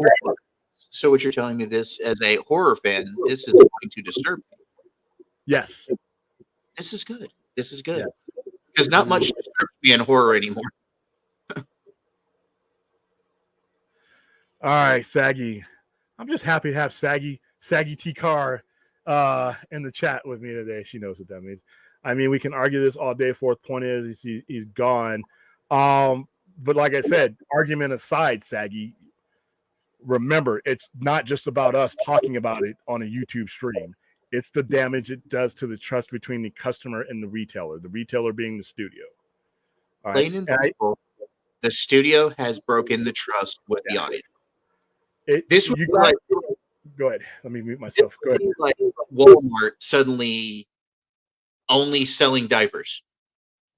This would be like Walmart going, "Oh, well, I know you like these brands, but we're not going to carry them anymore."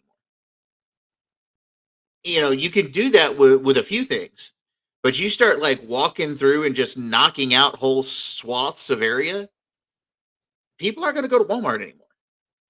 Yeah, if I don't have the faith that you're going to have certain items on the shelf, I start going somewhere else. And the problem that we have here is, like I said, I think what's happened is the discussion has gotten from it's become one YouTuber to another, and not really where the discussion should be. You have a customer. Are you doing the things to keep that customer? That's how I survive in my business. That's how any retailer I work for has ever made the decision. Not whether you telling, anybody saying it's over. That means shit to me. All right. That means, another YouTuber telling me what's up and down doesn't mean shit, because they're not part of that retail customer relationship. They're not part of that brand building. We're just talking to each other, which is great. And I don't want you guys to stop talking about it. But when people bring up the fact that, there are issues with this, understand that is a paying customer. They're not representative of the other 97%, but the other 97%, trust me, has some issues with the way things have gone. They may not have the same exact issues, but whatever stops you from taking out that wallet and putting that credit card or that debit card into that movie ticket box office, it doesn't matter if it's the same thing that turns off the online community. It can turn off an average Joe too. So every time that Forth or Rail or any of these guys are bringing things up, just think of that as dollars talking to you that are looking for a place to go, and they don't have a place to go right now. So, all right, wow, is RJ still up, or am I really behind? All right, Rational, they showed up for Godzilla versus Kong, and they showed up for Dune. They barely showed up for Dune. Dune made good money, but Dune costs a lot of money too. And Dune, financially, that's finished, by the way. Yeah, I'm glad that's done. I'm glad that we got Dune, because I love that director. Kong showed up because Kong had two brand names that they capitalized on. I mean, you had Godzilla and Kong, and then you're gonna, in one hand, but you're gonna give me Polka Dot Man in the other. I mean, people know Kong, people know Godzilla. Ooh, wow. Don't think I'm getting out of here under 2 hours. Here's something that a lot of people don't realize. You say Suicide Squad, and people are, the general audience is like, who's that? You say Superman to the general audience, you say Batman to the general audience, you say Spider-Man to the general audience, they know who they are. So those characters, they're going to see the actors in those places. And then when those actors change every few years, they want to know why. Well, why can't this guy? And it's not just as simple as saying, oh, well, Henry's 40 now. Henry could have played Superman for the next 10 years. Okay. He's a healthy 40. He's not just a middle-aged 40. Okay. This is where the problem is. Ben Affleck could have probably played Batman another 5 to 10 years. We know Momoa could have played Aquaman for another 10 years. Yeah, MILF magnets don't age. Yeah, these guys don't age.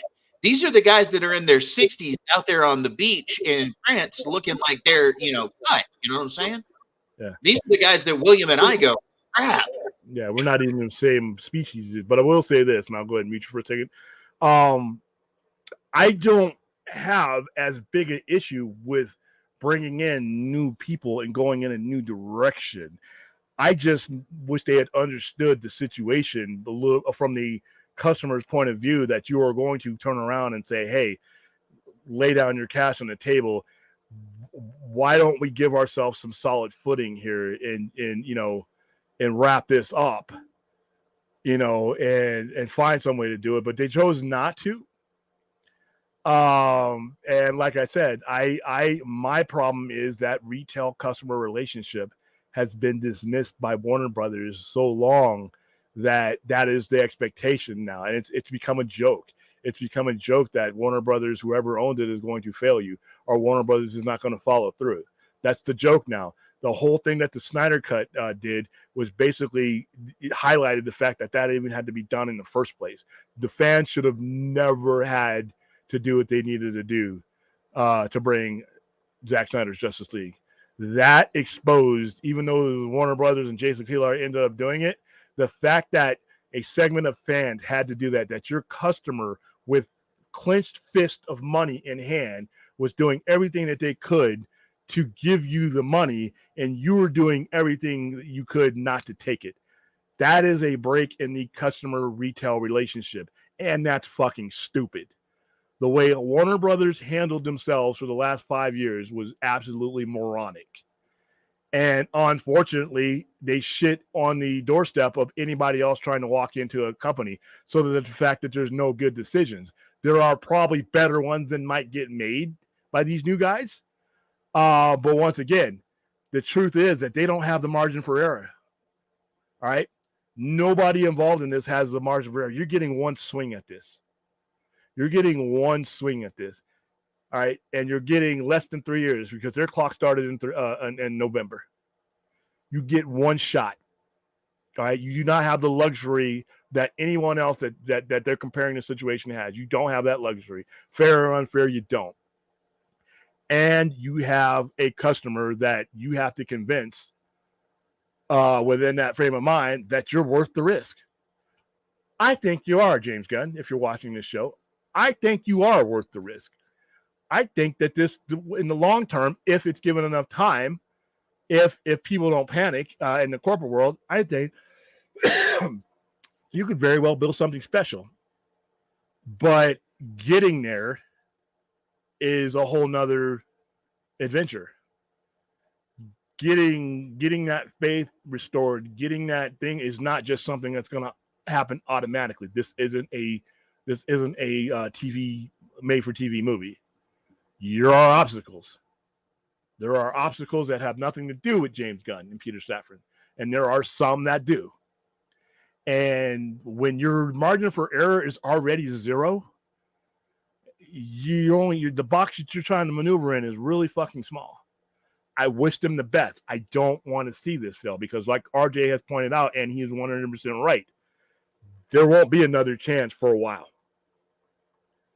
There's not be another chance for a while. So I hope they get this right. $5 super chat from Daniel Martin, the Point Diction Lounge. Thanks you, William. Mad respect for speaking your mind. I've met many comic book shop owners that are completely anti-Snyder. I enjoyed his vision. I came up through Frank Miller's Batman. He gave me Frank Miller's Batman on the screen. I grew, I opened my store 2 years after, or actually 2 years before Kingdom Come came out. And I think Kingdom Come is one of the great comic book series of all time. And that Superman, in my opinion, is Kingdom Come Superman. I love his version of Wonder Woman. I think as a comic book reader and a store owner, I see, he presented comic book story in the way that I see it. And that goes back to Watchmen and 300 as well. So to me, it was a perfect fit. Thank you for the $5, man. Thank you for the support. Jason T. Gunn Superman will flop like all those other DC movies. Takes on that horror vision of a young Superman, bright orange. Like I said, I think he is capable of much more than he has shown us because not everything has been asked of him. If he's been given a mandate to do a certain thing, I think he can do it. I think any storyteller can. But once again, this is an example of what awaits him, and it's not just in the geekosphere on this channel or on this platform. There are some people out there, and I did get this with the general audience that are well aware of James Gunn, and they, based on their surface knowledge, don't think that he's the right guy for this job. All right, and those are people who this is a casual fan. So, like I said, you're up against that already. You're already just the name James Gunn splits the audience in half right alone.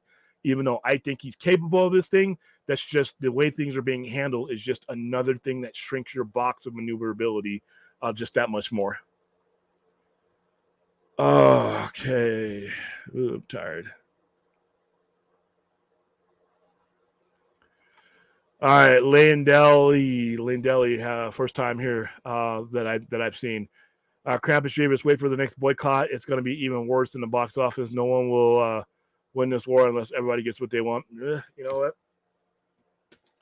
That may be true. I hope it's not true. I think a lot of people are going to put a lot of good work into something that could be really special. But once again, they made the decisions that puts me in a position that I can't tell you for certain that this is a road that you should take. I can't tell you how valuable your time is. You know what? That's unfortunately the decision that they've made has put me into a waiting status to see what's next. And all that's left while we're waiting is what's happened before. And that's not a good place to be for a paying customer or a potential paying customer.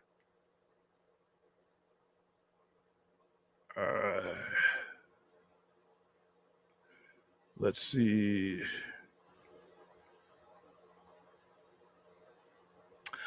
I am a DC fan. I am part of the Snyderverse. I am a real fan.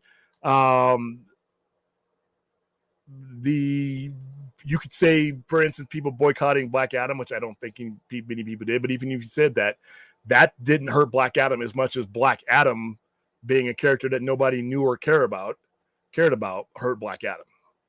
I sent over 100 people to Black Adam. Most of them didn't know who the hell he was and would not have gone if I hadn't given them that ticket based on what they knew, even though they had favorable opinions of The Rock.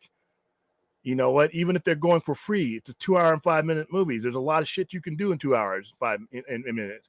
And when it came to the people behind that, once again, great. I love The Rock too, but am I going to drop $100 on a character I've never heard of when I can see it in 45 days on streaming? So the Snyder fans boycotting anything didn't hurt anything.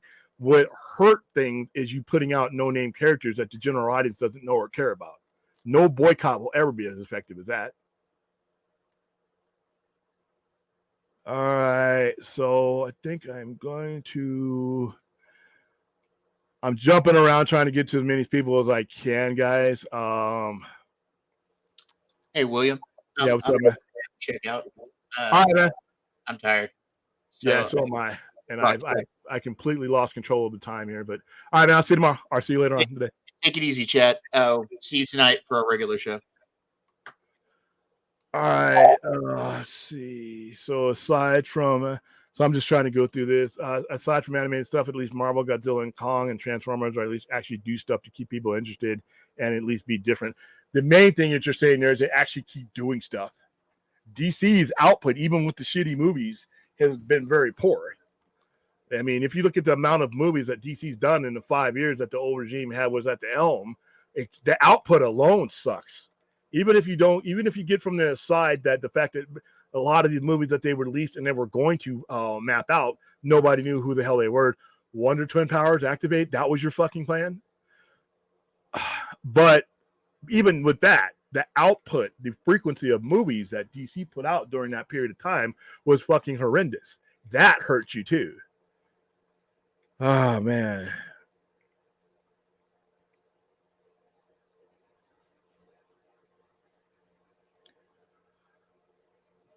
like I said, there are a lot of people who didn't watch it that are not clamoring for anything. They were just people who wanted to see a superhero movie, but there's a certain superhero group of superheroes that they want to see.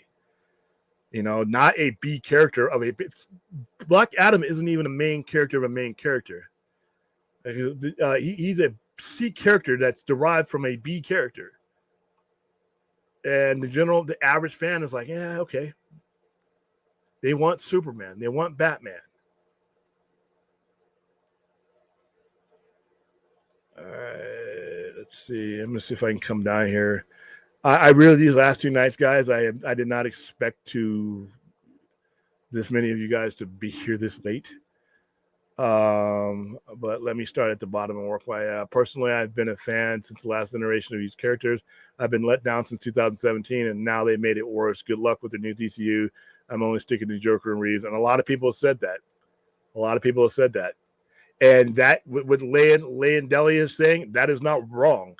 That is not right or wrong. That is that person's opinion.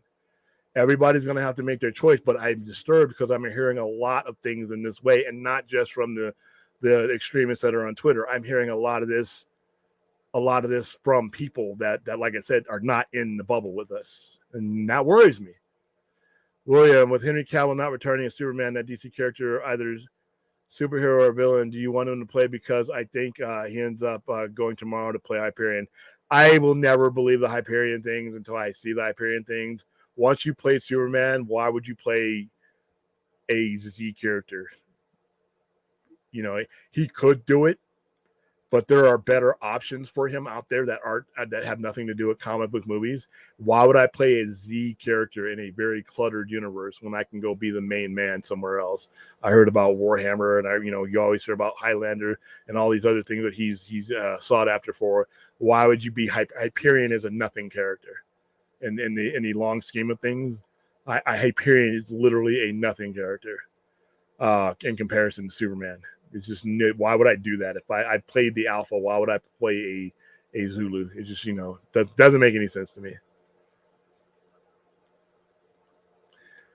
The fans themselves are telling me what they want. Like I said, I'm getting a lot of input. Not all of my input, by the way, is on YouTube. It's like I said, I've been getting emails. I've been emailing people out. I've been probing people. Because we were going to start getting people ready for Black Adam here pretty soon, because March will be here in no time. So as we do these things, I let people know. I send out what's called a warning order and say, hey, we might be doing a promotion. Are you in? So I know what I'm working with. So, all right, I'm about to wrap this up because I went way too long.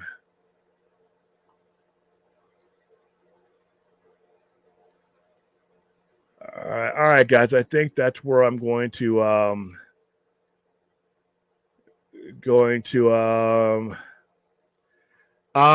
he said he was going for a younger Superman. John Hamm is visibly 52 years old.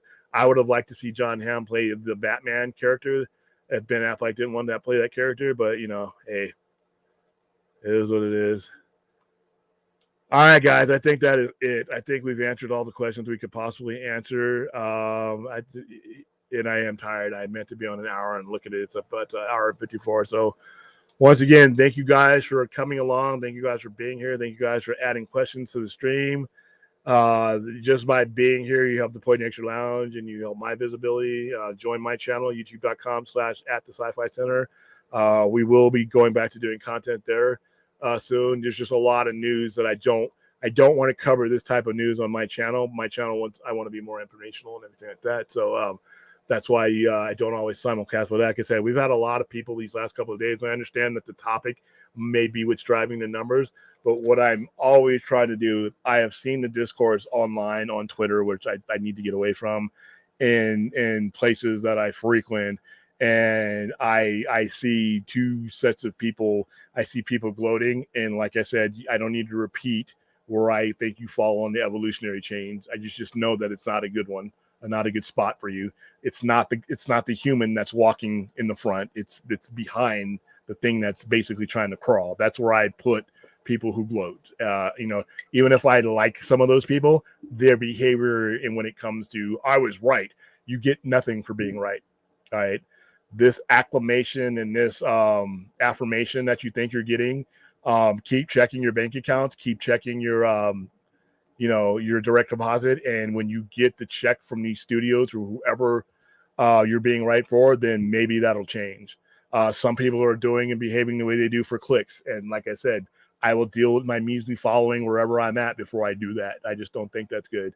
And then you have the other side who can't have a respectful conversation about being upset about something without calling somebody a pedophile, or bringing up things that don't matter in the conversation, or basically saying, but well, because he directed this, that he can't handle this. That's not where we need to be in our engagement. I think that the best thing that we could do right now to keep any of this alive is to have conversations that are not heathen conversations. All right. You don't have to engage with every clown that pokes and prods you. Let them be in their own circus. All right. And as far as these people that are, like I said, the anti-Snyder people, when you're anti-something, that time that you're wasting on us could be spent on something you're for. I don't give a shit if you're anti-Snyder. Don't care. You'll never matter to me in that respect. But I'm curious to, when you're spending time on something that you don't like, why don't you spend that time on something you do like? I'm just curious. But what I try to do here on a semi-nightly basis is just have a conversation with you guys. As you can clearly see in the chat, we don't always agree. But I will pull the plug on this whole operation and my involvement in it the day my conversations with people, whether they are on my screen or in our chat room, devolve into what I saw the last 48 hours. I do not want to be a part of that. All right. This is my little segment of the universe where I can try to make a different effect on things. I don't agree with the decisions that are made, but that doesn't mean I don't agree with why he made them and the decision itself. I just don't agree of how this is going. I don't think that fans that have shown objection to this should be clearly dismissed either. That is a potential paying customer you're talking to. And I think we get into this YouTube stare down where we forget the business aspect includes the customer first. All right. We're not here talking about anything that cost anything without the customer being first. And regardless to what you think about the customer, especially in the last 5 years, that customer has not been handled right. Not even perfectly. That customer has been handled right. The DC film customer has been handled in a manner that would get people terminated and blacklisted. All right. It's already gotten people fired. So when these people perk up and they are not happy about some of these decisions, don't just dismiss them as being whiners. Those people got cash in their hands. It's your job as a studio to find a way to get that cash. All right, guys. Good night, everybody, and thank you for being here. And with Lord willing, I will have the energy and the stamina to drag this old body in front of the Sci-Fi Center's camera later on this evening at 6:30, so we can talk some more. Thank you very much.